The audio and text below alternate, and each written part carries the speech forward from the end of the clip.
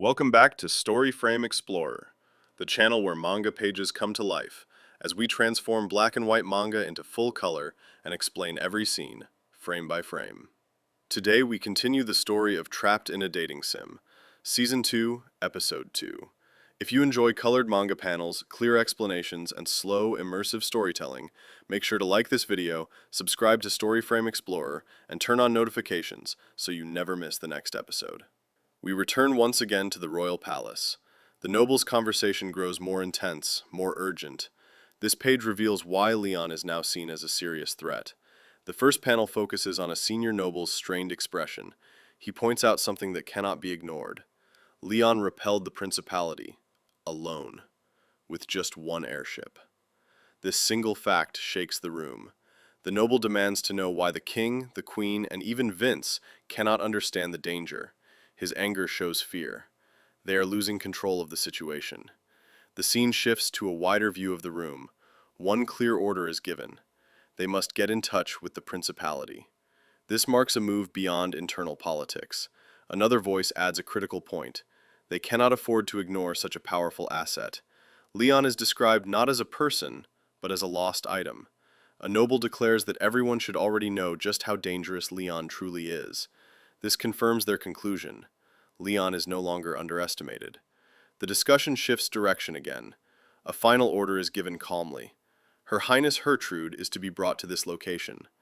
The final panel shows an empty hallway. The silence feels heavy. Decisions have been made, and events have already been set in motion. This page confirms one thing. Leon's strength has forced the noble's hand. From here on, the conflict will only escalate. The page opens with Leon alone, wrapped in a hood.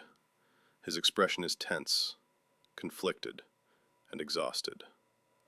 Leon admits that he never intended to break the weapon, but Luxian warned him that keeping it intact would make him too dangerous. This shows Leon isn't acting out of cruelty, but out of fear of his own power.